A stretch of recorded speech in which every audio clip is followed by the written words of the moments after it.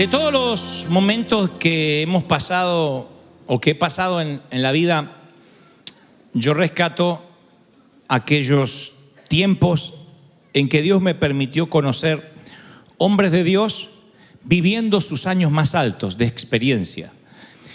Y he contado en más de una ocasión que Dios, viviendo en Buenos Aires, me da la providencia divina o el privilegio que un tremendo hombre de Dios llamado Omar Cabrera, quien fundó una de las iglesias más grandes o las denominaciones más grandes de la Argentina, no era mi pastor de manera directa, pero él empezó a oír que la mano de Dios estaba sobre nuestro ministerio y allí es que decidió regalarme 4 o 5 desayunos antes que él partiera a la eternidad. Al poco tiempo, predicando, se mojaría bajo la lluvia, tendría una pulmonía irreversible e iría a la eternidad con el Padre.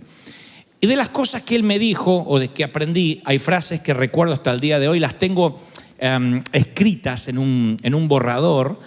Él solía decirme, mira, Dios va a usar las experiencias de tu presente, que luego serán las experiencias por consecuencia del pasado, para prepararte para oportunidades en el futuro.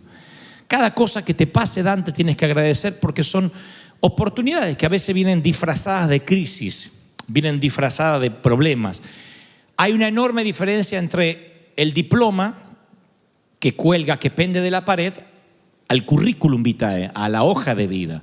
Porque el diploma es lo que sabes, el currículum es lo que haces.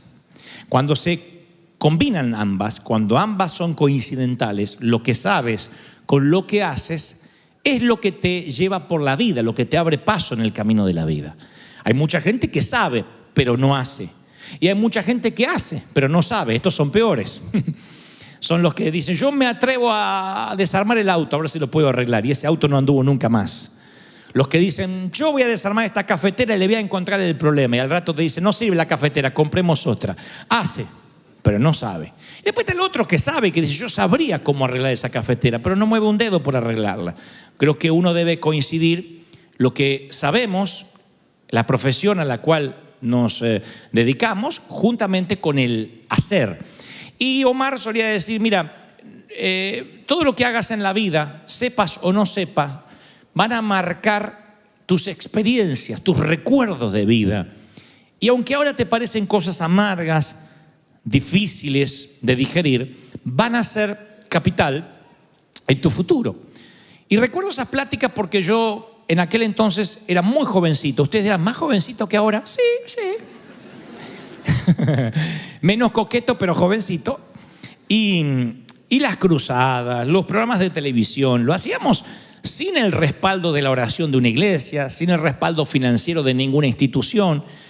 Y en esa situación, en ese tiempo y espacio, es cuando Omar Cabrera se reunía conmigo algunas mañanas. Y me decía, Dante, no hay otra cosa que arriesgarse. La vida es correr riesgos. La vida es emprender, es avanzar. Y esos avances, esas audacias son las que van a marcar un camino de recuerdos, de precedentes que mañana te van a servir, aunque ahora creas que no. Y yo le decía, pero Omar, estoy endeudado, estoy quebrado, no tengo casa, tengo que vender el auto ahora para pagar la deuda de la campaña evangelística que Dios me mandó a hacer. Y él me decía, bueno, vas a andar a pie, andar en camiones otra vez. Pero es maravilloso que Dios te use. Yo le decía, claro, él porque tiene 2, 3 autos, por eso es maravilloso que Dios me use. Yo tenía que andar en camión. Pero de a poquito en esos desayunos, él fue llevándome o adentrándome en un evangelio donde uno vive para el Señor, no omitiendo cosas, sino haciendo cosas. Y Omar, insisto con esto porque a esto quiero llegar, me decía, sin agallas no hay gloria, flaco. Sin agallas no hay gloria. Y yo le decía, pero ni agallas me quedan, las voy a tener que vender. Sin agallas no hay gloria. No me olvidé nunca más esa frase. Sin agallas no hay gloria. Es necesario para vivir la gloria de Dios tener audacia. Y de a poco, insisto, me fue revelando un evangelio que consiste no solo en resistir, sino en avanzar. No solo en defensiva, sino en ofensiva. Y no saben cómo eso me sirvió para la vida. Y me decía algunos datos mientras desayunábamos, porque él no era una persona que te decía, anota o graba esto. Él parecía que estaba hablando de cualquier cosa, pero estaba predicando. Y yo le decía, mire, tengo una memoria de elefante, pero yo prefiero anotar alguna de las cosas. Ah, querido, anota lo que quieras. Y anoté, sin agallas no hay gloria. Y luego 3 o 4 puntos. La primera dijo, si vas a correr un riesgo, no mires las posibilidades. No mires alrededor.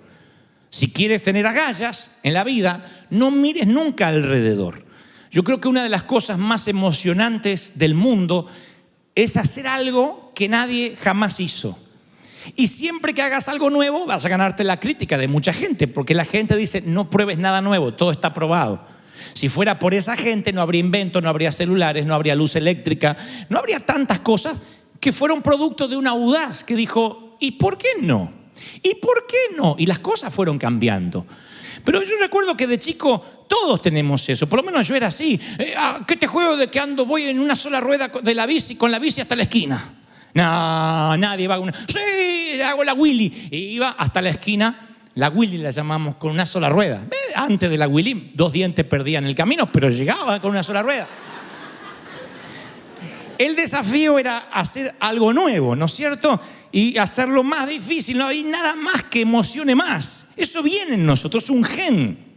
Viene en los seres humanos, que vamos perdiendo a medida que vamos creciendo. Por eso yo agradezco que tuve en cierta esquina de mi vida a un Omar Cabrera que invirtió su tiempo en decirme, Dante, la vida es agallas, sin agallas no hay gloria. Dios ama eso. Gedeón tenía 32,000 hombres y es superado por los madianitas. 32,000 hombres. ¿Qué pensarías? Si tienes 32,000 hombres y hay un ejército de Madián que es mucho mayor, bueno, no te das el lujo de perder un solo hombre. ¿Qué dice Dios? No, porque si yo les doy la victoria con los 32,000, van a decir, gracias Dios por ayudarnos. Lo que hoy yo decía antes de la adoración, que muchos no damos gracias a Dios porque nos sentimos con derecho a que nos lo hemos ganado. A veces decimos, bueno, yo trabajé duro para tener lo que tengo, y uno se siente con derecho. Entonces, ¿qué hace Dios? Hace que las posibilidades sean 1 en 1.000.000, para que no quede otra que darle la gloria a Dios. Así que Dios se acerca a Gedeón, le dice, mira, estás en un problema, tienes 32,000 de infantería y enfrente te superan casi el doble. Y Gedeón dice, ¿qué vas a hacer? No te preocupes, tengo un gran plan, quédate con 300. Una locura. Dios le dice, demasiada gente, vamos con 300. Pero Señor, estamos locos, estás loco. Tengo 32,000 y estoy preocupado y quieres hacerlo con 300. Ven cómo Dios actúa. Por algo Omar me decía, Dante, sin agallas no hay gloria. Cualquiera puede ir con 32,000 y decir, bueno, éramos más valientes que ellos. Pero ir con 300, con un ejército de unos 50,000, únicamente tienes que darle la gloria a Dios. No queda otra que decir, si yo llegué hasta acá es porque se le plació a Dios. Si estás aquí es por gloria de Dios. No tenías posibilidad alguna. Aleluya. ¿Alguien dice amén? Lo segundo que me decía Omar es, querido, vas a tener que desaprender los temores. Yo una vez hice un mensaje de esta frase nada más. Desaprender los temores. Tu mente y mi mente es como una computadora. A veces entran archivos, entran cookies. ¿Saben lo que son las cookies? Las cookies son archivos infectados que entran a tu computadora y la hacen lenta. A mí me ha pasado eso. Que de pronto vi una película online o no sé, fui a un sitio que no era muy seguro y de pronto me llenan de publicidades a tal punto que no podía navegar. Los archivos estaban infectados, no eran necesariamente virus, sino archivos que consumían memoria. Entonces hay que desinstalar porque están socavando las memorias desde adentro. Así es la vida, así es la mente nuestra, porque la computadora es una copia de cómo funcionan nuestras cortezas cerebrales. Entonces, la vida nos llena de cookies, de pensamientos infectados, tóxicos, ya sea porque alguien nos transmite un miedo en la niñez, alguien nos transmite un miedo en el high school, quien está a nuestro lado nos transmite sus temores. Vamos infectando nuestra mente con archivos que son cookies que ocupan gigas de tu memoria. Claro, después cuando tienes que correr un riesgo, no puedes porque te vienen todas esas voces que ya no reconoces de dónde vienes.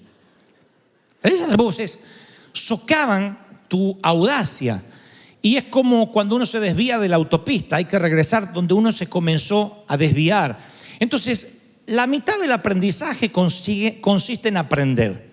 La mitad del aprendizaje es desaprender, que es lo más difícil. Omar Cabrera me decía, si vas a tener agallas, no mires las circunstancias, pero vas a tener que desaprender muchas cosas. Desaprender lo que te dice la religión, desaprender lo que muchas veces sin mala intención te han dicho los progenitores. Ese fue el peor desafío de Jesús, desinstalar los archivos viejos de los religiosos. De hecho, no pudo. A Cristo lo crucificaron por lo que decía. Porque no hay peor cosa que querer desinstalar archivos viejos. Eso fue lo que más me costó. Si yo nací en una iglesia legalista donde me decían que todo lo que podía hacer era pecado. Quiero servir a Dios en la tele, pecado. Cajón del diablo en la televisión. Quiero servir a Dios en la radio, pecado, porque ahí pasa música mundana. Quiero ser actor. La industria de Hollywood está llena de droga y prostitución. Y yo ni que iba a llegar a Hollywood si estaba en Buenos Aires. Pero nada. Quiero estudiar actuación. No, eso no es de Dios. Todo era pecado. Entonces, para yo desaprender eso, me costó por lo menos una década bien larga entender que Dios me decía, no importa tanto lo que sabes, sino lo que haces. No solo el diploma que pende en la pared, sino tu currículum vital, tu hoja de vida. ¿Qué dice tu hoja de vida? ¿Qué has hecho para Dios hasta ahora? No te pregunté por lo que sabes, sino por lo que haces. Porque no es los pensamientos de los apóstoles, sino los hechos de los apóstoles. Porque el Señor no te dirá, bien pensado, siervo fiel, bien dicho, siervo fiel. Te dirá, bien hecho. Bien hecho. ¿Qué has hecho? ¿Qué hacemos? ¿Qué estamos haciendo para el Señor? Sin agallas, ¿no hay qué? No hay gloria. Sin agallas, ¿no hay qué? No hay gloria. ¿Sabía que las vacunas son pequeñas dosis de la enfermedad que quieres combatir? Pequeñas dosis de la enfermedad crean la inmunización. Parece que este es un dato médico que nada tiene que ver con lo espiritual. Bueno, yo voy a decirte esto. Sin agallas no hay gloria. La cura para el temor al fracaso no es el éxito, es el fracaso. Es una pequeña dosis de fracaso lo que te va a curar para el fracaso. La cura para el temor al rechazo no es que te acepten, es una pequeña dosis de rechazo. Así se crea la inmunidad. Tienes que estar en contacto con pequeñas dosis de cantidades de aquello a lo que le temes y así se crea la inmunidad. Entonces, estando sentado con Omar Cabrera, él me decía, repito, no mire las circunstancias, desaprende los temores.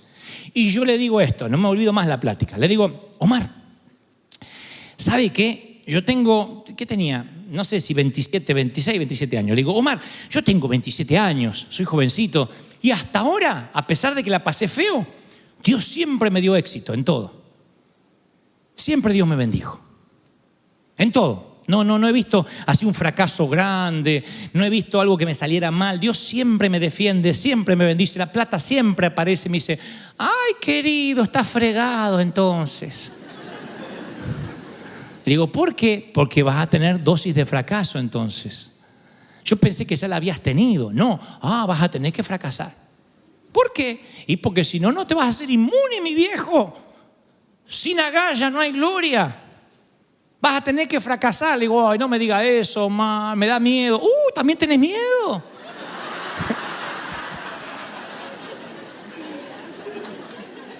Vas a tener que tener entonces una dosis para que te sane el miedo. Y fue una de las profecías, no digo negativa, pero esas palabras que tardas muchos años en olvidártelas. Porque me levanté de esa mesa y a partir de ahí comencé a tener una serie de fracasos en cosas que yo pensé que jamás iba a fracasar. Montamos una obra de teatro en un gran sitio en Buenos Aires, un teatro gigantesco, y se desata la peor crisis política en el país. El presidente renuncia. Tuvimos 5 presidentes en una semana en Argentina. La gente salía con cacerolas a la calle y yo haciendo un espectáculo en Buenos Aires. Tuvimos que cerrar Tuve que pagar indemnización a todo el elenco, eran un montón, para colmo era un dineral a base de cómo nos iba a ir. Y tuve el primer gran fracaso, aún creyéndole a Dios o pensando que estaba haciendo las cosas para Dios. Caminaba por mi barrio diciendo, Señor, ¿dónde va a salir el dinero? Tengo miedo. Y yo decía, te estoy probando, cabezón, porque algún día ese miedo va a hacer que el resto del miedo no entre. Te vas a hacer fuerte, vas a aprender a confiar en mí, que soy el Dios de las cosas pequeñas y el Dios de las cosas grandes. Alguien está pasando aquí una crisis financiera, económica, familiar, y el Señor me dice, yo te estoy capacitando para lo que va a venir. Y esto te está subiendo tu umbral de resistencia. Vas a resistir y vas a saber de que yo te bendigo, que yo no te dejo. ¿Están recibiendo esta palabra, sí o no? ¡Aleluya! Miren, él me dijo, no mire las posibilidades, desaprende los temores. Está todo ahí de la servilleta de una mañana de hace muchos años. Me dijo, replantea el problema, porque sin agallas no hay gloria. Replantéate el problema, dile, ¿por qué estoy acá? ¿Por qué Dios me pone en esta situación? ¿Qué me quieres enseñar?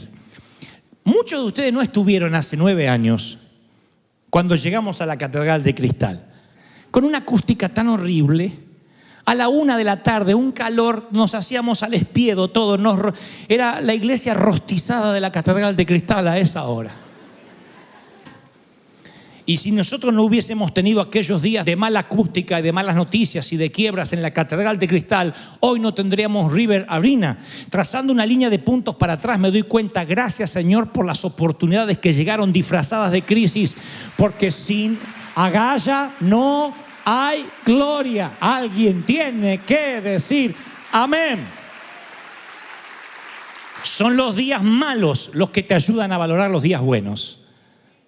Son los días de enfermedad los que te ayudan a valorar la salud. Son los días de fracaso los que hacen que valores el éxito. Son los días de soledad los que hacen que valores la compañía. Si no, no valoras nada. Y Dios dice, te voy a meter en una vorágine de eventos para prepararte para el futuro. Por eso agradezco a Dios los fracasos, las veces que lloré, las náuseas antes de emprender algo. La frustración de sentirme impotente, porque de alguna manera todo eso me ayudó. Y no digo que ahora haya alcanzado una perfección, no, hoy tengo otro montón de sinfín de problemas que seguramente me están preparando para un futuro. Son esos eventos los que capacitan a que tus agallas sean más grandes, a que hagas, a que emprendas, a que no solo dejes de hacer cosas malas, sino que también hagas cosas buenas. Esa es la filosofía de un cristiano. A mí me gustaba tener las cosas bajo control y resulta que hacer cosas para Cristo es perder el control y dejárselo a Él. No podemos prepararnos para todo. Sin agallas, ¿no hay qué? No hay gloria. Y la vida es emprender aunque no tenga las circunstancias bajo control. Si me dijeras, Dante, ¿qué frase, aparte de sin agallas no hay gloria? No, está mal formulada la pregunta. Me la hago yo mismo y me la formulo mal. Miren qué bueno. Si te dijeras, Dante, ¿qué concepto? Ahí está. ¿Qué concepto te llevaste de esas pláticas con Omar Cabrera? En la vida, que te recuerdes. O sea, cuando te ves ahí reunido con Omar, jovencito, ¿qué concepto te llevaste? ¿Qué principio te llevaste? Y hay uno que salta a mi memoria por encima de la frase que acuñó Omar, que sin agallas no hay gloria, y es, ¿qué es lo peor que podría pasar? No saben cómo esa frase me ha ayudado. Yo voy a decir lo que mi pastor alemán decía, no está en la Biblia, pero debería estar. ¿Qué es lo peor que podría pasar? ¿Qué es lo peor que podría pasar? Significa, aún cuando pase lo peor, voy a seguir confiando en el Señor. Tú dices, ay pastor, no puedo estar bien porque me descubrieron una enfermedad. Y yo te digo, Dios te va a sanar, pero ¿y si no te sanara? ¿Qué es lo peor que te podría pasar? Vamos, piensa lo peor. Que la enfermedad avance. ¿Y qué más? Y que me muera. ¿Y qué más? Y que me vaya con él. ¿Qué es lo peor? No te tomes la vida tan en serio porque no vas a salir vivo de ella. No te tomes la vida tan en serio. Respeta, valora, honra la vida, pero no te tomes tan en serio a ti mismo. Sin agallas no hay gloria, y a veces hay que correr riesgos, a veces hay que desafiar las circunstancias, a veces hay que decir, bueno, ¿qué es lo peor? Si no lo hago, voy a dejar un agujero en mi gran rompecabezas y lo vas a lamentar siempre. Ahora una palabra para los solteros. Ese agujero en tu rompecabezas va a quedar siempre. Y de acá a 50 años vas a decir, ¿y si le hubiese hablado? Capaz que la encuentras en Facebook después de 50 años y dices, menos mal que no le hablé. Porque la vida no ha sido grata con ella.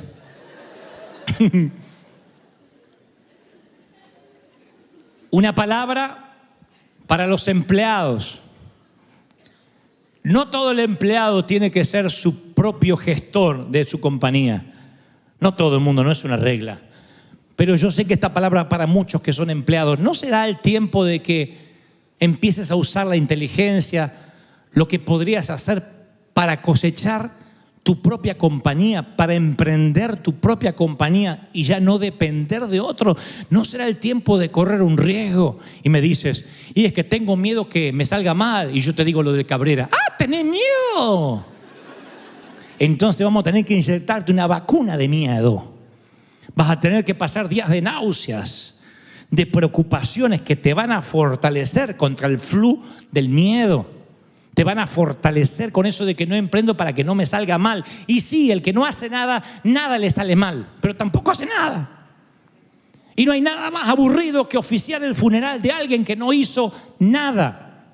Hay una pieza en su rompecabezas que va a estar siempre sin completar y vas a lamentarte. Hay un gen que tienes dentro que es el gen del cazador y eso no se tiene que ir. ¿Alguno de ustedes mataba hormiga de chiquitito? ¿O eran todo el Papa Francisco desde que nacieron? Yo tenía un jardín en casa y salía a matar hormigas, a perseguir los chapulines. ¿Cómo se llaman los chapulines? Los saltamontes, los chapulines. Buscaba los chapulines y agarraba 3, 4. Coleccionaba gusanos de seda, los tenía bajo la cama. Yo tenía ese gen del cazador. Ese gen está en ti. Luego te haces adolescente y sales a cazar chicas. O muchachos. Y luego sales a cazar una profesión. Y luego sales a cazar un ministerio. Y un día ya no sales a cazar nada. Te haces vegetariano. Soy vegano. Entonces come verdurita. Señor, ¿qué es lo que no tengo que hacer? Oh, no tengo que pecar. Gracias, Señor, por mantenerme tan santo. Y come lechuga.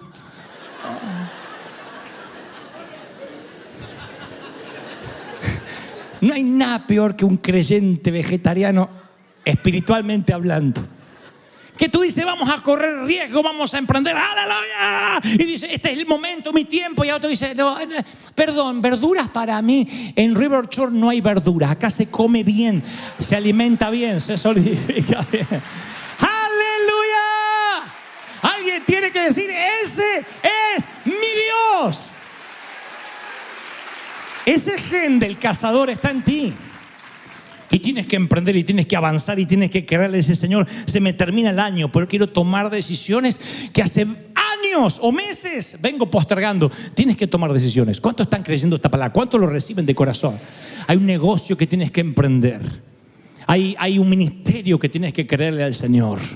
Muchachos, jóvenes, los que estudian, no solo estudies, sino prepárate, créele al Señor para cosas grandes. Aún por encima de tu capacidad. Dile, Señor, yo quiero que este sea mi año, que mi paso por River Church me haya dejado agallas, ganas de emprender, ganas de avanzar. No dejes para mañana lo que podrías estar haciendo hoy. Hay oportunidades que vendrán una sola vez en tu vida. No regresarán. Oportunidades que no regresan más. Créeme. Hay oportunidades que son únicas. Y luego las cosas ya no vuelven a ser como eran antes porque la dejaste pasar. Hay oportunidades que vienen una sola vez y que tienes que aprovecharlas porque sin agallas no hay gloria. Y tú me dices, ¿podría fracasar? Está dentro de las posibilidades que fracases. Dices, ¿y si me lleno de temor? Es probable que tengas que tener pequeñas dosis de temor que te vacunen. Eso es parte de la vida. Yo me he pasado gran parte de mi vida con miedo. Soy un gran temeroso a muchas cosas, muy preocupón. Sin embargo, esa preocupación y ese temor no me mete dentro, me saca afuera, siempre. Soy como un samurái. ¡Ah! Y salgo. Grito de miedo, pero grito. Y avanzo, no me quedo. Ojalá Dios te regale eso hoy. De avanzar, de crecer. La vida es corta. ¿Cuánto tienes? ¿30? ¿Ya? ¿40? ¿50? ¡Ay, tu abuela! Se va así, Se va así la vida. Dígame, en los últimos servicios, ¿cuántas veces Dios nos habló de lo mismo? No es que yo tengo la idea fija, es el Espíritu Santo que me dice, diles que la vida es corta, que los días son acortados a causa de la venida del Hijo del Hombre. Los días son cortos. No hay tiempo para pensar, para planificar. Corre. Tienes 20 años, corre. 50, corre. 70, corre más. Sigue corriendo. Que la vida al final te sorprenda corriendo, cansado, agotado, sudado, diciendo corrí riesgos, emprendí, avancé, dije, hablé, soñé, visioné, volé, navegué, traspasé, atravesé. Es los hechos de los apóstoles, tienes que hacerlo, dice el Señor. Si crees que Dios habló, que se escuche ese aplauso. Vamos, celebra. Dale el mayor aplauso al Señor de señores si crees que Dios habló esta mañana. Es un río que no se detiene. El arca por fin está en casa. El rey ha venido a morar. El avivamiento en calle Broadway. River Jet es un río que no se detendrá jamás.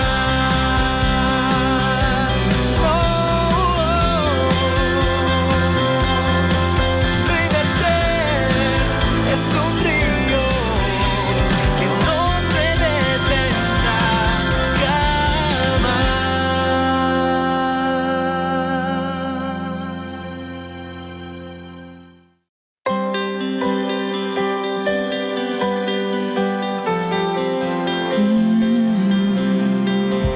Viento de alguna otra parte,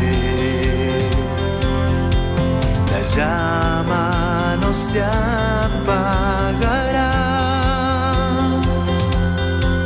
Es un río que no se detiene. El arca por fin está en casa. El rey ha venido a morar. El avivamiento en calle Broadway. River Jet es un río que no se detendrá jamás.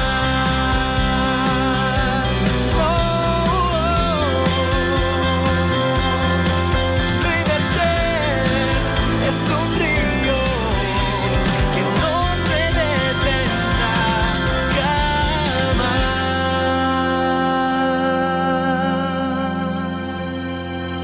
Hace unos, quizás más de 2 años atrás, estaba cambiando, como todo hombre, los 300 canales que podemos llegar a tener sin encontrar nada para ver. Y mientras que cambiaba, no soy de mirar documentales, reconozco que me aburren un poco, pero me llama la atención la estética, me llama la atención lo que están hablando, y resulta que se trataba de un documentalista que afirmaba que las 10 plagas de Egipto no tenían en realidad un significado netamente milagroso, sino que había razones científicas por las cuales las 10 plagas habían ocurrido. Lo que intentaba el documental, creo, si no me equivoco, era, en número 1, demistificar lo que había ocurrido en Egipto, y número 2, negar que Dios estaba detrás de los incidentes. Entonces, una y otra vez dice, mientras, con esa voz que ponen los documentalistas doblados al español, ¿no es cierto? Que debe ser un mexicano que lo dobla al neutro. Y dice, seguramente ustedes creen que lo que ocurrió en las plagas de Egipto se trata de la mano milagrosa de Dios. Pero no es la mano milagrosa de Dios lo que nos sorprende hoy, sino lo científico, lo real, lo que realmente puede comprobarse a través de la naturaleza. Mito, ficción, ¿existe Dios? Usted sacará las propias conclusiones. Así que me quedé. Y empezaron a explicar las plagas. Entonces cuenta que cuando relata el incidente de las 10 plagas de Egipto, todo el mundo conoce la historia, pero igual no me gusta dar nada por sentado.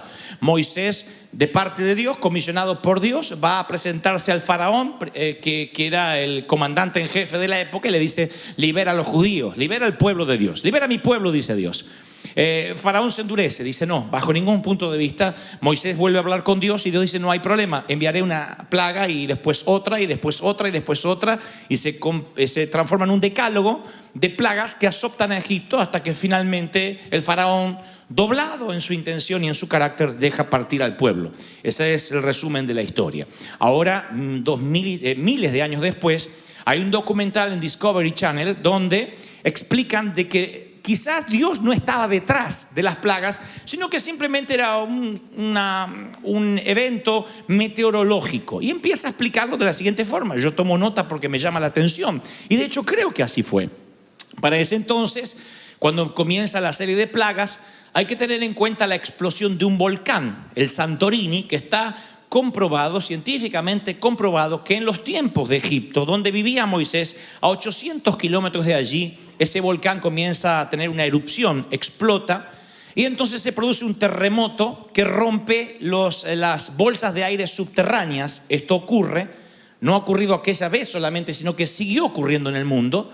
Y cuando ese gas subterráneo, causado por un volcán, que tiene un alto contenido en hierro, se rompe, el agua sale al exterior con un color rojizo. Al mezclarse con el agua, esas bolsas de aire llenas de hierro transforman el Nilo en lo que se ve un río de sangre.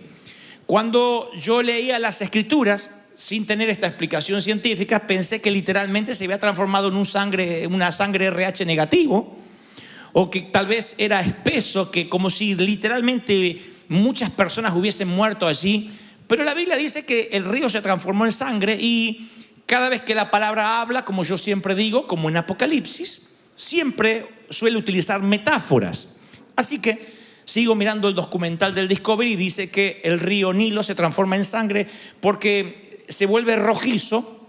Eso hace que la gente, los seres vivos que están allí mueran inmediatamente porque pierde el oxígeno, el agua. Claro, los peces se mueren, pero las ranas pueden estar dentro y fuera del agua. Así que cientos de miles de ranas, y esta es la segunda plaga, salen al exterior porque tienen que huir de las aguas contaminadas. Además, ellas encuentran abundante comida en el exterior, y entonces ya tenemos el río convertido en sangre y las ranas afuera. Cuando hay agua contaminada y por consecuencia estancada, y un montón de peces muertos, pescados que no son pescados, son peces muertos, no fueron pescados por nadie, pero empiezan a flotar. Eso hace que sea un caldo de cultivo para que los mosquitos aniden y se multipliquen con rapidez. De allí la tercera plaga. Cuando hay un montón de mosquitos y sin agua limpia y aguas contaminadas, el ganado empieza a morir. Aquí es la siguiente plaga. Cuando el ganado está muerto y esos cuerpos pútridos empiezan obviamente a descomponerse, más las aguas contaminadas, se desarrolla peste.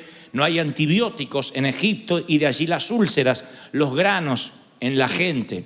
Las cenizas arrastradas por el aire junto con gases tóxicos y el agua de la atmósfera caen juntos formando pequeños meteoritos humeantes.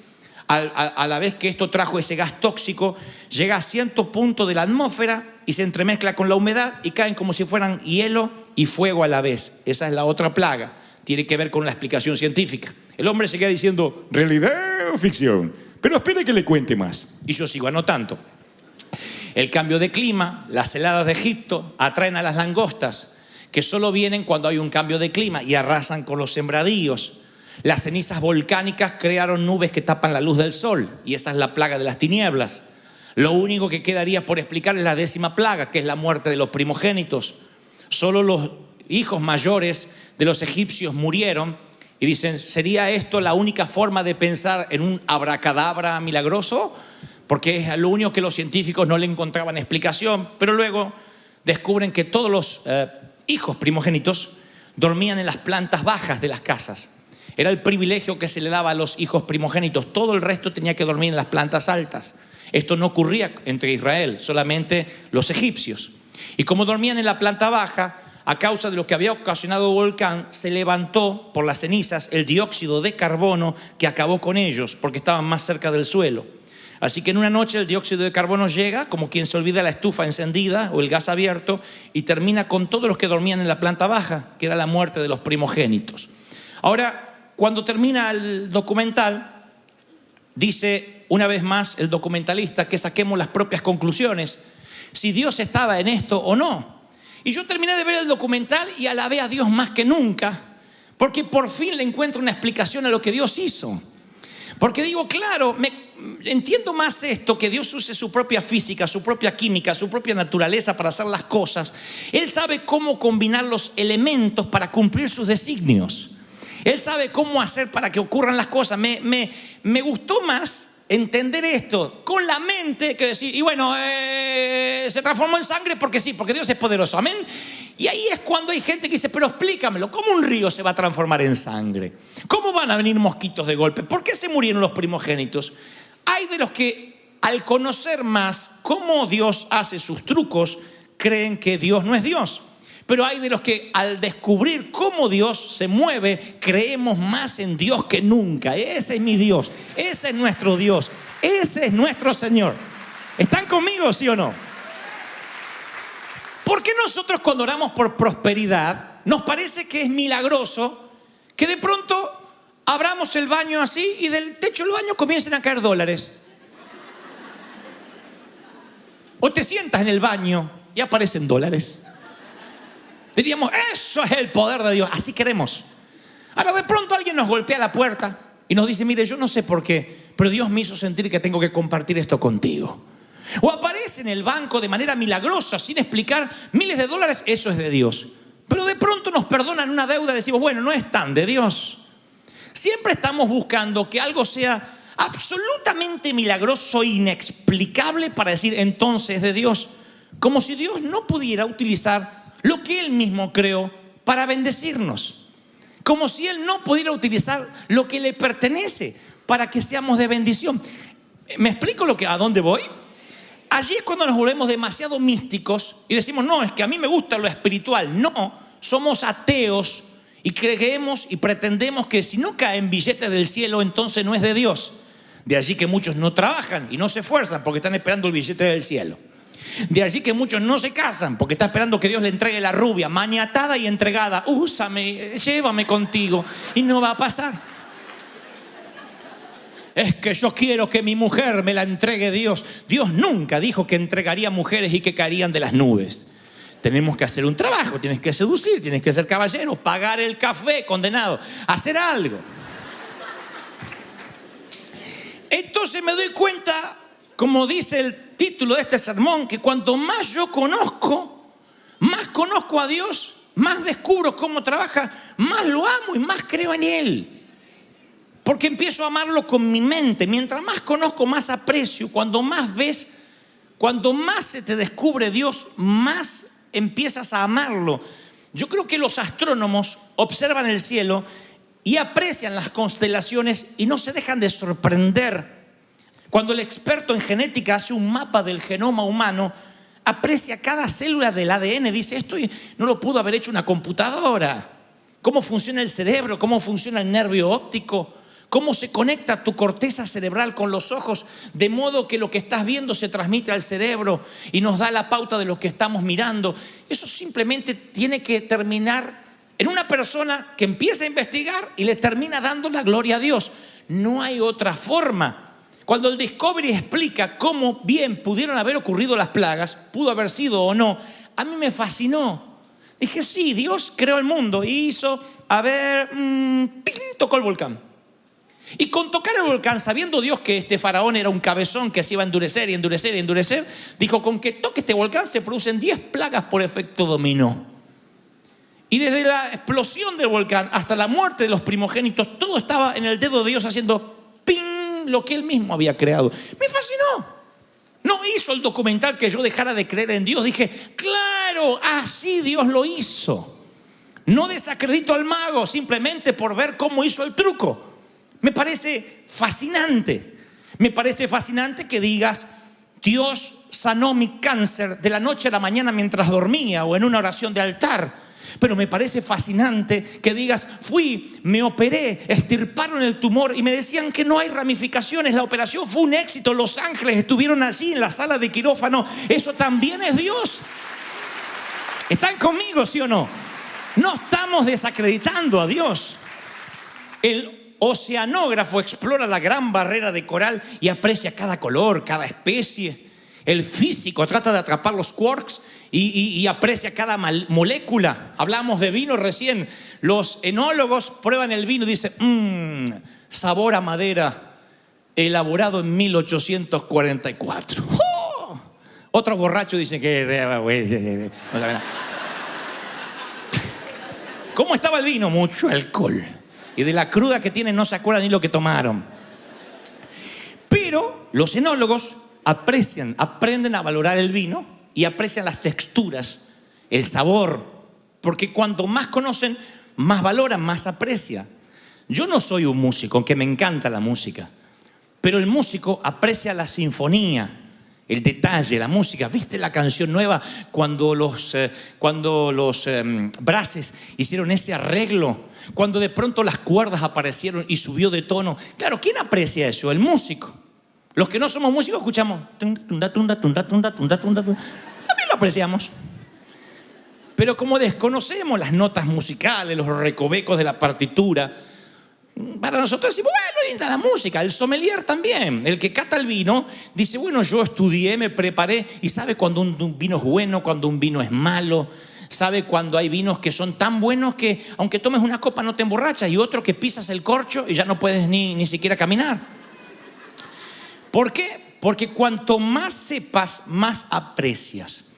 Jesús le dice a la mujer samaritana junto al pozo, ustedes los samaritanos saben muy poco de aquel a quien adoran. Lo que le está diciendo es, cuando uno adora con ignorancia, la adoración está vacía. Él no quiere solo que le adoremos, sino que sepamos por qué le estamos adorando. Amarás a Dios con todo el corazón, lo entendemos, con el alma también, con la fuerza también, porque no somos flojos para servir. La mente tenemos nuestros prejuicios y te lo voy a explicar por qué y a dónde es que quiero llegar conforme lo que Dios me dijo que te diga esta mañana. Cuando nosotros anulamos la mente, cuando nosotros dejamos de aprender, de investigar, cuando nosotros vemos un documental como el Discovery y decimos, te reprendo Satanás, mi Dios no es así, aleluya, aleluya, no cerramos. Y Dios dice, quiero que me conozcas, quiero que sepas cómo es que yo hago las cosas, cómo es que yo actúo. La gran mayoría de los milagros que yo he experimentado en mi vida personal, Dios utilizó factores humanos. Yo nunca necesité un montón de dinero para una cruzada y lo encontré debajo del colchón. Nunca de pronto encontré un paquete tirado o vino un ángel con alas y me dijo, toma, y se fue y me dejó la maleta. No. Eran personas normales que decían, yo no sé por qué, pero siento de ayudarte. Otros me prestaron y Dios me dio la providencia de devolver, aún con intereses. También Dios estaba allí.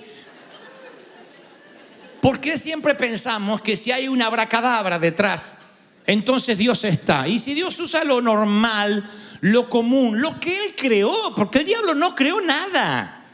El diablo no creó nada, es Dios. Si aún el diablo es creación de Dios y sirve para los propósitos divinos, aún el diablo.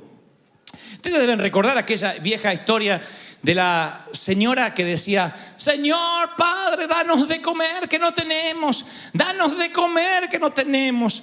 Y el vecino ateo de al lado dice, le voy a jugar una broma, y entonces le golpea, toca el timbre y le deja un pollo rostizado ahí, con papas al horno, qué rico. Se lo pone ahí y le pone un cartelito, esto no viene de parte de Dios que no la está escuchando, viene del diablo. Cuando ella abre y dice, ay, cuando uno ora hasta el diablo obedece, gracias Señor. Eso es bueno. Eso es el milagro de Dios. ¿Sí? Reconocer que Dios va a usar. Miren, Dios nos dio la capacidad de seguir aprendiendo hasta que muramos. El aprender, y escúchenme los más jóvenes, díganme alguien amén para que no me sienta que estoy en un geriátrico. Aprender no es un lujo, es una cuestión de mayordomía. Pero en algún lugar de la vida, puede pasarte a los 18 o a los 50, dejas de ampliar la mente y comienzas a vivir de recuerdos. Ese es el principio de la vejez. ¿Cuándo envejeces? No cuando tienes más celulitis y estrías. Eso es que el cuerpo ya no es lo de antes. ¿Cuándo envejeces? No cuando la ley de gravedad se cobra a sus víctimas. Miren qué delicado para decir que se te cayó.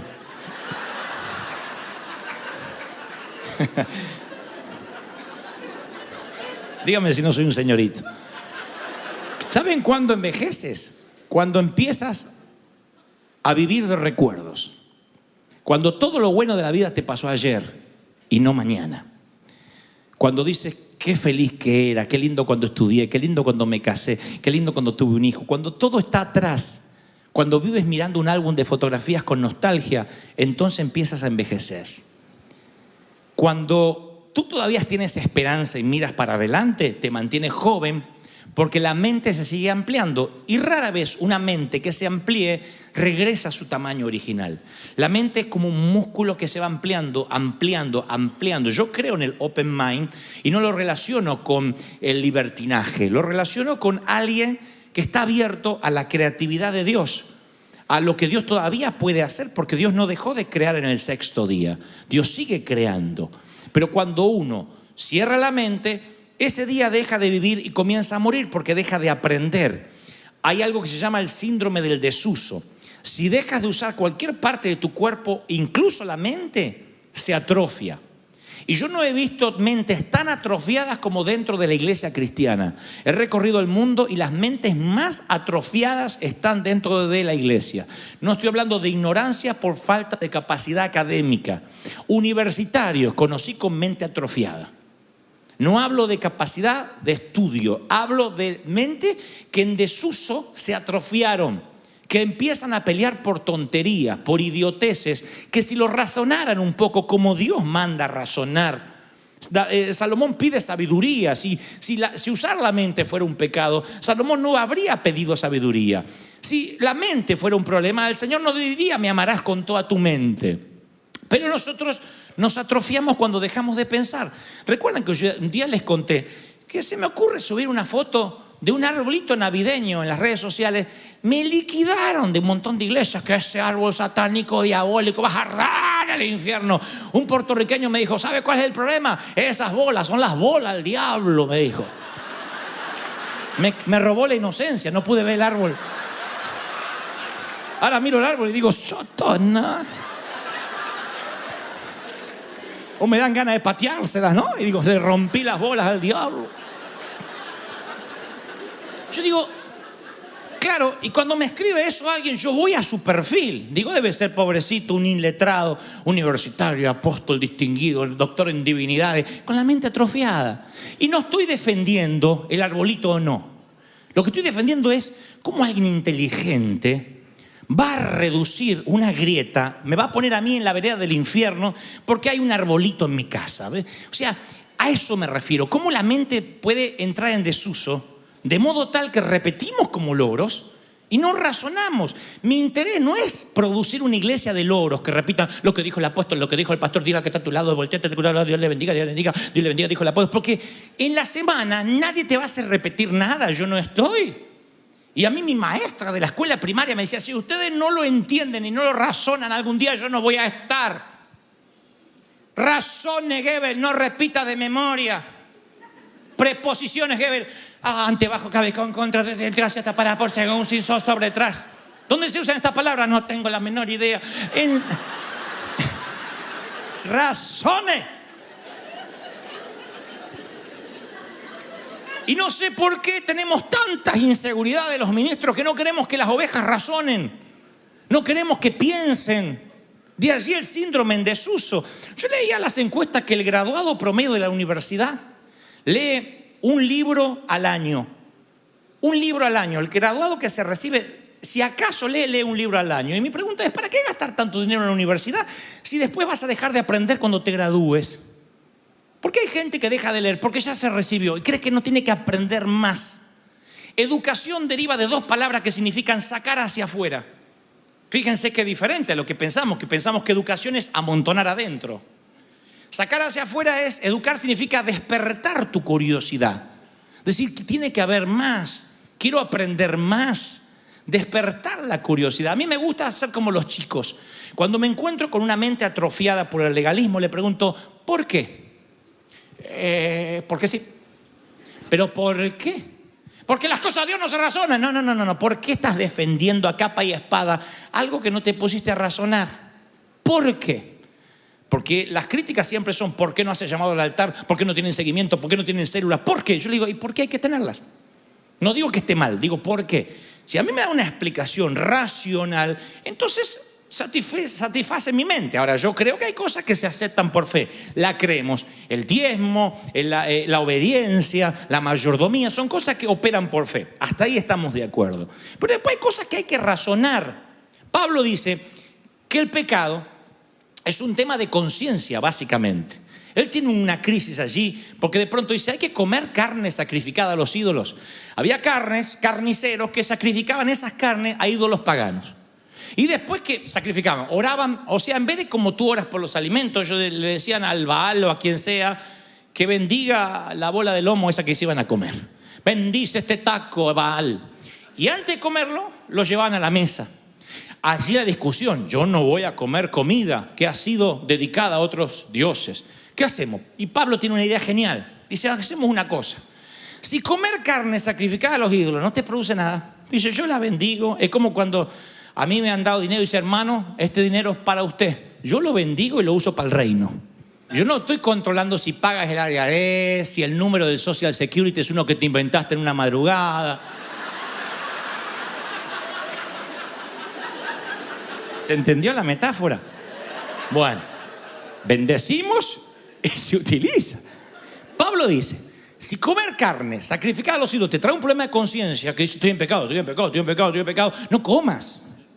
Porque eso va a cerrar el grifo a lo que Dios tenga para darte. Hay hermanas que dicen, hermano pastor, yo fui a una iglesia y no usaban mantilla. ¿Vieron el tul que se ponen las damas en algunas iglesias sobre el cabello? Y hay hermanas que si se olvidan la mantilla no entran a la iglesia porque se sienten en pecado. Y no es que uno dice, qué ignorante. No, ella siente que está fallándole a Dios. Bueno, anda y busca la mantilla porque no vas a poder fluir. Porque vas a sentirte como aquellas se ponen la minifalda y están todo el tiempo así. Yo digo, ¿por qué no se la ponen larga si van a estar todo el tiempo así? O mostrar o vestirte como la gente. ¿No? ¿Por qué? Porque la inseguridad hace que te cierres. Para ponerse un traje así hay que tener personalidad. Si yo voy a estar, no me miren a mí, miren al Señor, no me miren a mí. Ay, no, es que no tenía otro color. No, ponen vestite de negro, condenado. Ahora, si estás seguro, te gusta, y eso no va a impedir el fluir, tienes que investigar y ver cómo funcionas. Y Pablo dice, si comer carne sacrificada a los ídolos te va a causar un problema de conciencia, no comas. No está hablando de los pecados capitales, los que sabemos que son pecados. Estamos hablando de la periferia. Lo que decimos, ¿qué hago? ¿Se puede escuchar un bolero cristiano? ¿O me tengo que arrepentir y no tomar la cena porque escuché a Manzanero? Yo tengo esta respuesta. Si escuchar una canción secular va a hacer que el domingo después te sientas con culpa, que me siento mal, me siento sucio, no escuche, no salgas de Marcos Witt, Marco Barriento y los marcos que vayan apareciendo, no salgas de ahí. Si dice, no, yo puedo escuchar un bolero, porque la música fue creada por Dios. Las sinfonías fueron creadas por Dios. Claro, no vas a escuchar una música que apele al sexo promiscuo, que apele a lo satánico, que también lo hay. Es como elegir la película que vas a mirar en Netflix. Hay películas que incitan a lo malo y hay películas que de pronto son divertimento y ya. Entonces tú tienes que elegir qué te edifica y qué no. Pero si el embudo es que después, por escuchar a Manzanero, no puedes cantar, Señor, todo te lo debo a ti, no escuches a Manzanero. Te hace mal.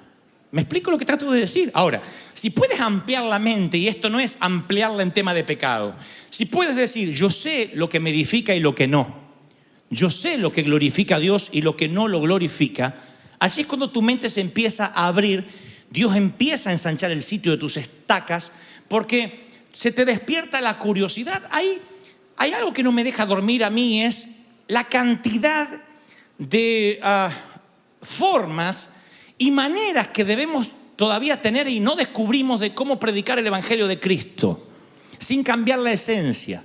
Yo soy un predicador muy tradicional, soy un predicador de las mismas cosas viejas, solamente que lo predico de una manera nueva, pero no cambio la esencia. Dios es el mismo ayer, hoy y por los siglos, pero siempre es mejor encontrar un defecto en la nueva manera de hacer las cosas que hacer una autocrítica en las viejas maneras de hacer las cosas y preferimos no cambiarlas. Mi pastor alemán, no el perro, un pastor que nació en Alemania, él decía, yo conté varias veces esto, él decía, la guitarra eléctrica y la batería son del demonio. Y lo predicaba, y no era un ignorante, teólogo el tipo. Tenía problemas en el idioma porque él venía de su Alemania natal y muchas veces decía, Dios vino a traer vida y vida en ambulancia. Él era así. Pero era inteligente, sabio. Y él decía, la batería, esto todo del demonio. El violín y el acordeón son de Dios, que eran los instrumentos que él tocaba. Partió con el Señor y dijo, como Dios tiene tan buen humor, yo estoy seguro que lo recibió una banda de rock allá arriba. Partió, ¿no? Pero yo un día le dije, juntamos valor los muchachos, ¿no? Los adolescentes, le dijimos, Pastor Blenich, ¿por qué usted dice que, ¿dónde está en la Biblia? Fue la pregunta, ¿dónde está en la Biblia que es pecado la guitarra eléctrica? Y esta fue la respuesta magnífica hasta el día de hoy, una respuesta para encuadrar que grafica lo que trato de decir de una mente atrofiada en un cerebro académico. Dijo, no está en la Biblia, pero debería estar. Punto. ¿Ustedes creen que cambió? Siguió manteniendo, esto es lo que le gusta a Dios, porque si me gusta a mí, le gusta a Dios. Si no me gusta a mí, no le gusta a Dios. Y así es cuando nos confundimos. Aclaro, esto no es un mensaje para jovencitos en contra de los viejos. Todos, desde que nacemos hasta la tumba, desde el útero al sepulcro, vamos envejeciendo. Tú no eres el mismo a los 10 años que a los 5, a los 15 que a los 10, a los 40 que a los 30. La mente va cambiando. No quiero decir que se arrumbra, pero cambia nuestro modo de pensar. Tenemos otra perspectiva, otra experiencia, y hay cosas que ya no nos van a gustar por un tema generacional. Yo hay música que no entiendo. Yo puedo escuchar Despacito 70 veces y no entiendo por qué es un éxito. No lo entiendo.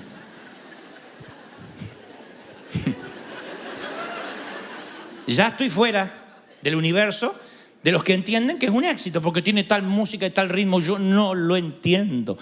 Ahora, mi pastor comenzó a envejecer, lo cual es algo digno, para ahí vamos todos si Cristo no viene antes, pero él creyó que Dios envejecía con él y empezó a decir lo que le gustaría que Dios dijese, no lo que Dios estaba diciendo. Dios no cambia, Dios no envejece. Dios es eternamente, aunque se lo conoce como el anciano de días, por su longevidad eterna, no es un viejito de barba blanca. Él es joven, es divertido, hay juventud en su corazón. Como aquel que nos dice en las Escrituras que el corazón alegre hermosea el rostro, que rejuvenecerás como las águilas, va a ser el consejo de un viejito. Yo soy Dios que termine la creación. Él es joven. Nosotros envejecemos y nos volvemos seniles, torpes, doctrinarios, intransigentes y peleamos por las bolas del diablo en lugar de ir a lo fundamental.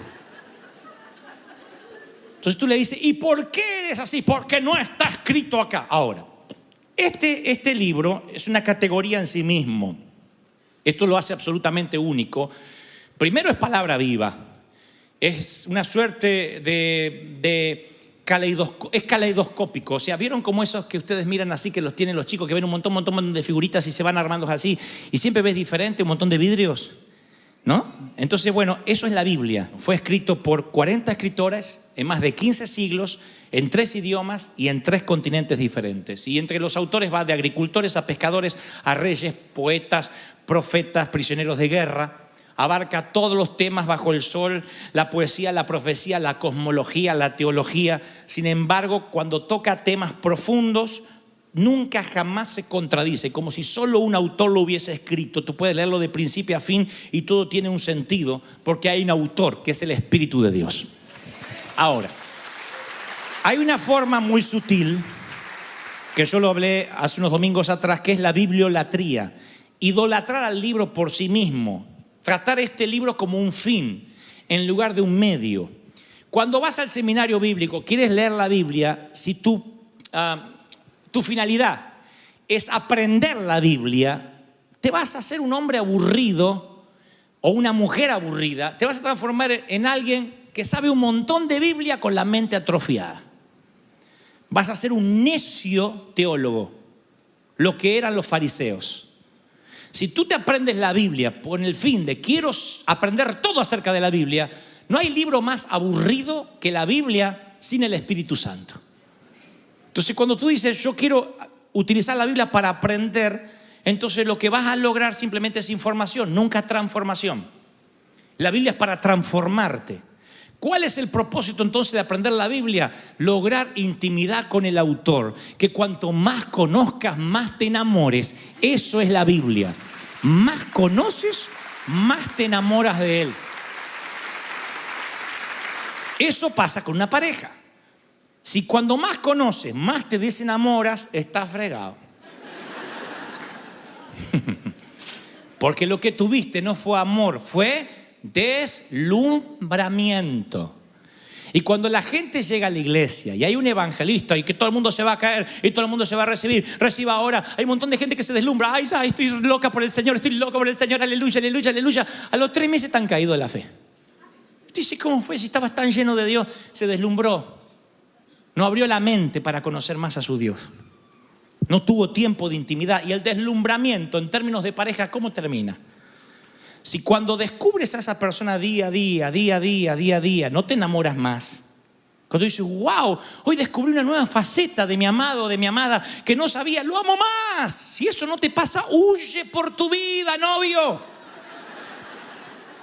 Corre, porque encima esa señorita tiene mamá. Corre.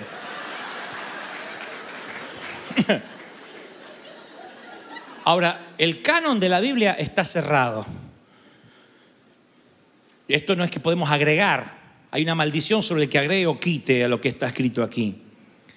Pero hay un término que usamos nosotros. Esto es antibíblico. Sí, lo antibíblico es aquello que va contra la teología, contra las enseñanzas de las Escrituras. Pero hay otro término que es abíblico. Abíblico tiene una connotación diferente. Significa que no hay precedente ni en las Escrituras. Y ustedes dirán, no, si no está en las Escrituras no existe. Entonces vamos a eliminar la computadora, el Facebook, los aviones. Y ustedes dicen, ¿cómo vamos a eliminar los aviones? Sí, hay gente que me dice, Jesús no volaría en avión.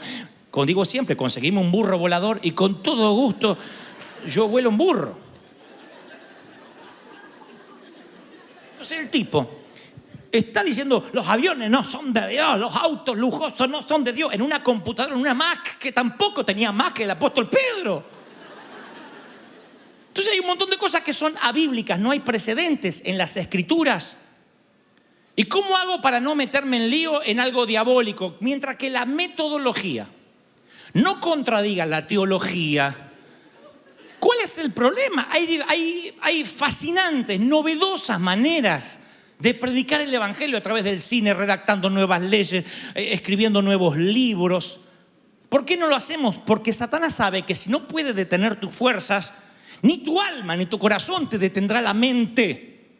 Y te hará que no pienses. Yo provengo de la generación donde el estudiar era pecado. El querer ser locutor, actor, cualquier cosa que estuviera relacionada con el arte era pecado. Cuando somos hijos de un artista. Cuando me dicen, ¿qué oficio tienes, pastor? Le digo, no, artista. Yo heredé el oficio del Padre. Yo soy artista como mi Padre. Artista. ¿Y por qué le tenemos miedo si Él es el creador? ¿Cuántos dicen, ese es mi Dios? Dios es espíritu y quienes le adoran deben hacer un espíritu y en verdad. Yo me atrevo a pensar que en muchas congregaciones hay gente que si uno detendría la adoración y le preguntaríamos, ¿por qué adoras? No sabrían por qué, no tendrían respuesta. Porque pensamos que lo espiritual y lo intelectual son excluyentes. Si estás pensando no puedes adorar y si adoras no puedes pensar. Y la mente y el alma no son enemigas, no hay una dicotomía, son aliadas. Un gran amor nace de un gran conocimiento. Más conocen a Dios. Yo vi el Discovery, lo del Discovery Channel de las plagas de Egipto y de verdad me pasé la tarde adorando a Dios. Eres genial, Señor. Si así fue, eres genial. Con un volcán lo volviste loco a todos. Me pareció una genialidad. Dije, sí, eso pudo haber pasado, sí. Y me enamoré más del Señor. Digo, wow, qué estratega que es Él. Qué increíble. Ese es nuestro Dios. No hizo que yo dejara de creer en Él. Por eso dije, el oceanógrafo, el arqueólogo, quien estudia el cosmos, yo creo que deben enamorarse cada vez más de Dios.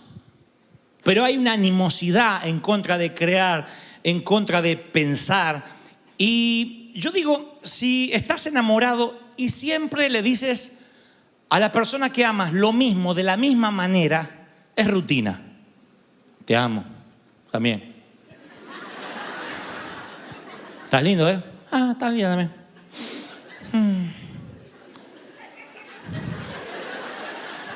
Si estás enamorado, buscas nuevas formas de decir lo que sientes. Esto es para los novios, los solteros, esto va por la misma ofrenda, ¿eh? Si estás enamorado, busca las maneras de decir, sabes, te conozco más y más me sorprendes y vi esto que no había notado ayer. Uy, no noté qué bueno, qué inteligente que eres y qué bueno, qué lindo. Y ella, él, pero tú eres tan caballero. Ay, tan generoso. La propina que dejaste, el tip que dejaste ahí me sorprendió. 50 centavos de dólar así. Es que soy de River Church. Busca nuevas formas. La palabra dice que debemos adorar a Dios con canciones nuevas, cántico nuevo, con salmos nuevos. Porque Dios sabe cómo funciona nuestra mente. Entonces, cuando nosotros decimos, no, a mí no me gustan las canciones nuevas porque yo soy fiel a la senda antigua. La senda antigua no es defender lo que te gustaba cuando eras joven. Permanecer en la senda antigua es ser fiel incluso a los cambios de Dios. Es ser fiel a lo que Dios quiere hacer. No consiste en mantener el fuerte en pie, en hacer las cosas como siempre. No consiste en defender la doctrina. La fidelidad es la valentía para enfrentar el evangelio de un modo nuevo, creativo. Que Dios diga, mira, esta es la manera de hacerlo. Vamos, si Dios está en eso y no contradice la teología, vamos. No sabes hasta dónde Dios te puede llevar. Dios puede darte compañías nuevas, inventos nuevos. Este es un país donde la gente se ha hecho rica de la noche a la mañana con un invento, con algo que se les ocurrió. Capaz que lo inventas en Colombia, en México, en El Salvador, en Argentina y te roban el invento. Acá haces el copyright, lo registras y Dios te puede dar. Y contamos con una ventaja. El Dios creativo es tu Padre. Tu Padre. ¿Por qué hacen las cosas como vimos que se hicieron siempre? Cuando Dios te puede dar cosas nuevas, creativas, donde de pronto, wow, no lo había visto. Eso es la sabiduría que Dios te da. Dios le da la estrategia a Gedeón. Dios le da el modelo a Salomón y le dice, no te muevas del modelo que te muestro. Dios te da el modelo. Dios es el gran arquitecto. Te puede dar el modelo para tu compañía, el modelo para tu matrimonio, el modelo para tu empresa, el modelo para tu ministerio. ¿Por qué salir a imitar lo que otros hacen? Es que no me quiero mover de la senda antigua, decimos con la mente estrecha. La senda antigua no es una senda vieja. Es la senda de siempre, pero todos los días hay algo abíblico. ¿Qué es abíblico? No antibíblico, abíblico. Cosas que ojo no vio, ni oído yo, ni han subido a tu corazón, ni están escritas aquí. Son las que yo tengo preparadas para ti. Alguien tiene que decirme, amén, aleluya. Santo eres. Y entonces ahí valoras la autenticidad. Yo hace unos años estaba intentando ser un pastor, ahora estoy intentando ser Dante Gebel. Digo, Dios me hizo con los defectos que tengo, con los cables sueltos que tengo, por alguna razón. Me quité la presión de ser como los demás, de predicar como el otro, de hacer lo que hace el otro porque se estila. Dije, ¿qué quieres que yo haga, Señor? Quiero reducir la brecha de lo que Dios quería que yo fuera y lo que yo soy. Quiero que esa brecha cada vez sea más pequeña, que lo que Dios soñaba que yo fuera, realmente yo pueda parecerme más a ese sueño de Dios. Para eso, lo que tengo que entender es que debo abrir la mente todos los días. Cada vez que oro digo, Señor, ¿qué nuevo quieres hacer hoy? ¿Qué quieres hacer hoy en el servicio? Esto no es hacer un loquito por la vida y no tener planes. Significa estar abierto a nuevos planes de Dios, a nuevos proyectos del Señor, a nuevas estrategias de Dios. Eso pasa en todos los órdenes. Pídele creatividad a Dios. Dile, Señor, abre la mente. Y no es que la creatividad viene así y te cae la creatividad. Sale de acá. Dice la palabra que Samuel reveló lo que había en el corazón de Saúl. Yo te voy a decir esta palabra, no te la olvides nunca. Tú eres mucho más inteligente, y no te estoy pasando la manito para quedar bien. Tú eres mucho más inteligente de lo que crees. Tienes mucha más sabiduría de lo que jamás hayas soñado. Eres más apasionado de lo que jamás creíste que podías serlo. Nada más que a veces crees que eres lento, torpe, falta de sabiduría y frío, porque eso te han dicho que eres. Pero tan pronto descubras lo que Dios puso aquí desde la matriz, desde el vientre de tu madre, te vas a sorprender de todo el potencial que tenías.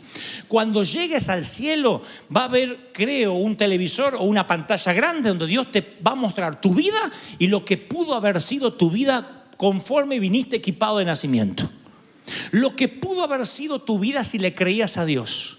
¿A dónde pudiste haber llegado? Y allí el Señor dice que enjugará todas lágrimas.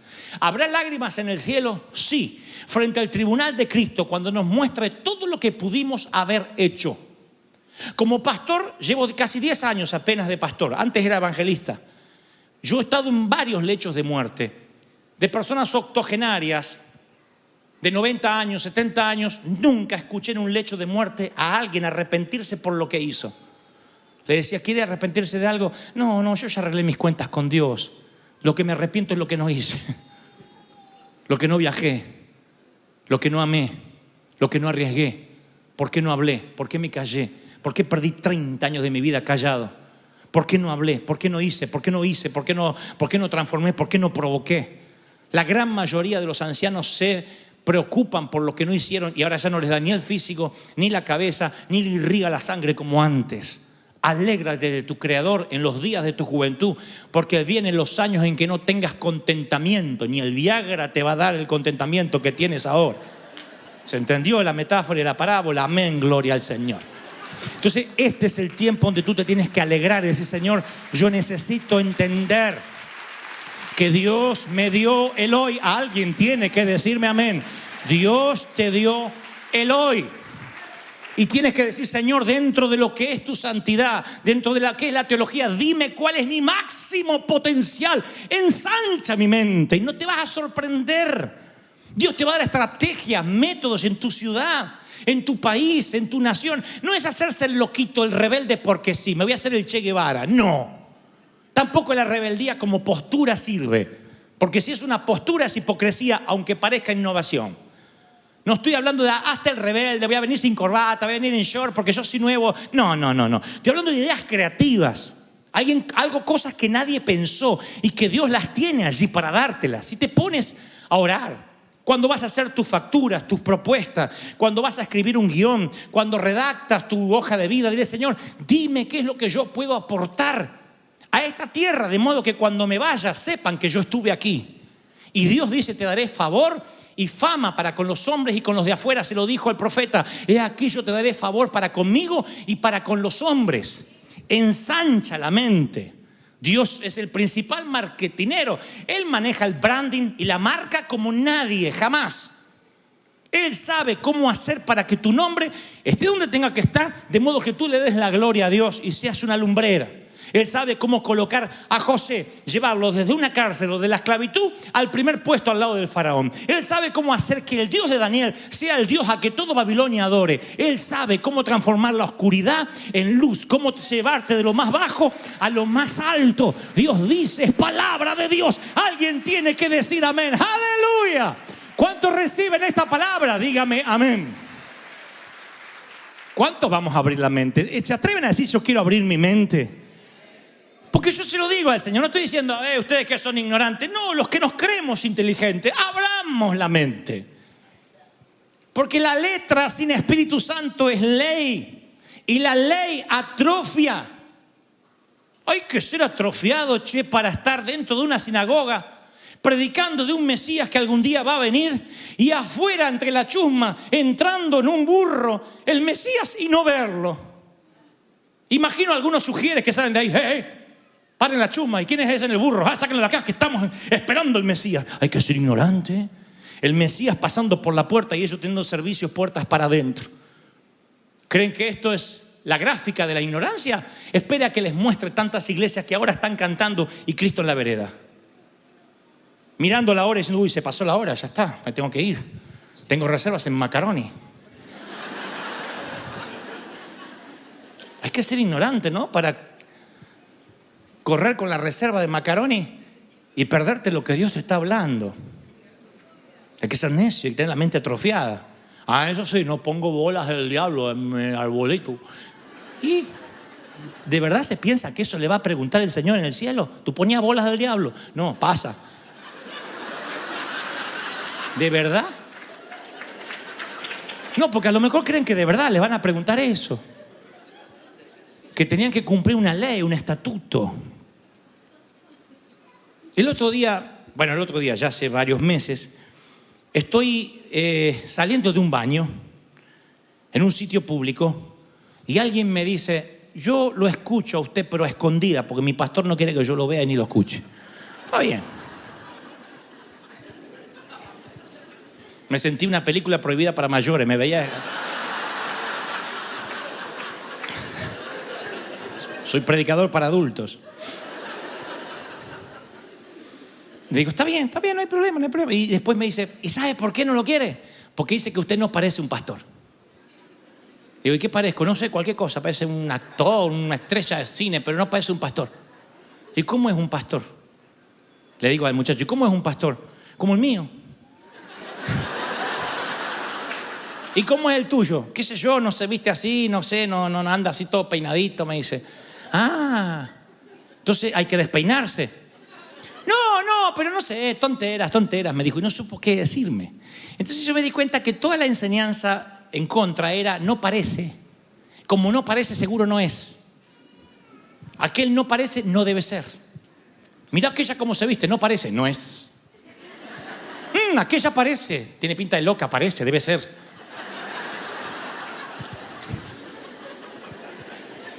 Estereotipamos, estigmatizamos y así somos. Y Dios dice, yo voy a usar lo que no parece para que sea, lo que no es para avergonzar a los eruditos, los sabios. Voy a usar a lo que no parece. Voy a usar a los... Voy a usar lo que no es para que sea. Y yo me voy a glorificar. Voy a usar a River. Voy a usar a mi pueblo. Si crees que Dios habló, se tiene que oír ese aplauso. ¡Aleluya! No. Aplaude, celebra al Señor de señores. El Rey está en casa. Bendito sea Dios. ¡Aleluya! El Rey ha venido a morar. El avivamiento en calle Broadway. River Church es un río que no se detendrá jamás.